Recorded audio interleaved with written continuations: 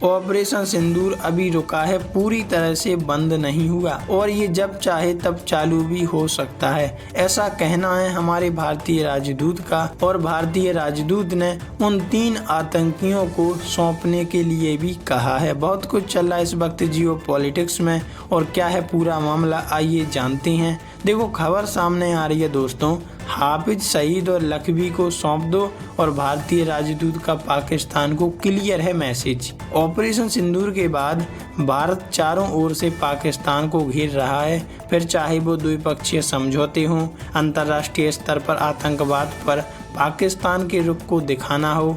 इस बीच इजराइल में भारत के राजदूत जेपी सिंह ने पाकिस्तान को चेतावनी देते हुए क्लियर कट मैसेज दे दिया और कह दिया कि भारत का सैन्य अभियान सिर्फ रुका है, खत्म नहीं हुआ।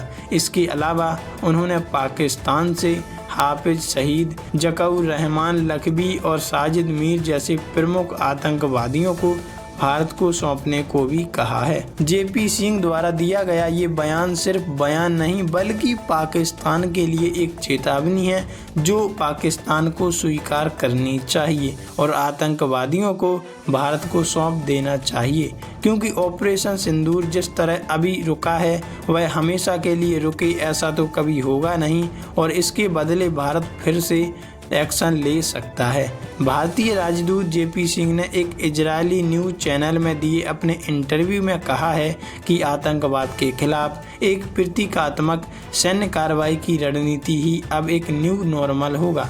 उन्होंने कहा, भारत पाकिस्तान के बीच अभी सीज फायर लागू है, लेकिन हमने स्पष्ट कर दिया है कि ऑपरेशन सिंदूर को सिर्फ विराम दिया गया है, यह खत्म नहीं हुआ और ये कभी भी चालू हो सकता है। भारत ने अब एक सक्रिय रुख अपना लिया है। सिंह ने कहा कि इस बातचीत पर जोर देते हुए हमने एक न्यू नॉर्मल तय कर लिया है, और वो ये है कि हम आक्रामक रणनीति अपनाएंगे। जहां भी आतंकवादी हैं हमें उन्हें खत्म करना है और उनके आतंकवादी ढांचे को पूरी तरह से नष्ट करना है। राजदूत ने गिनाए पाकिस्तान प्रायोजित हमले। भारतीय राजदूत ने जब पाकिस्तान के इस दावे के बारे में पूछा गया कि भारत की ओर से सिंधु जल समझौते को रोकना युद्ध की कार्रवाई के समान है, तो इस पर सिंह ने भारत में हुए आतंकवादी हमले की लंबी सूची गिना दी, जिसमें 2001 का संसद हमला, 2008 के मुंबई हमले,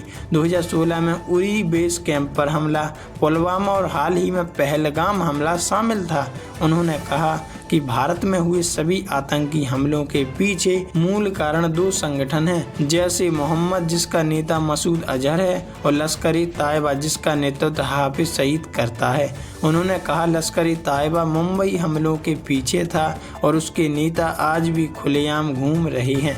इसलिए पाकिस्तान को बस एक साधारण काम करना है। जब प्रस्तावना में सद्भावना और मित्रता शामिल है तो उन्हें इन आतंकवादियों को हमारे हवाले कर देना चाहिए। और ये भारत का बयान सही भी है, क्योंकि आतंकवादियों को अगर जड़ से मिटाना है तो पाकिस्तान को ये 3 आतंकवादी भारत को सौंप देने चाहिए। वैसे आपकी इस पर क्या राय है, कमेंट में लिखकर जरूर बताइएगा।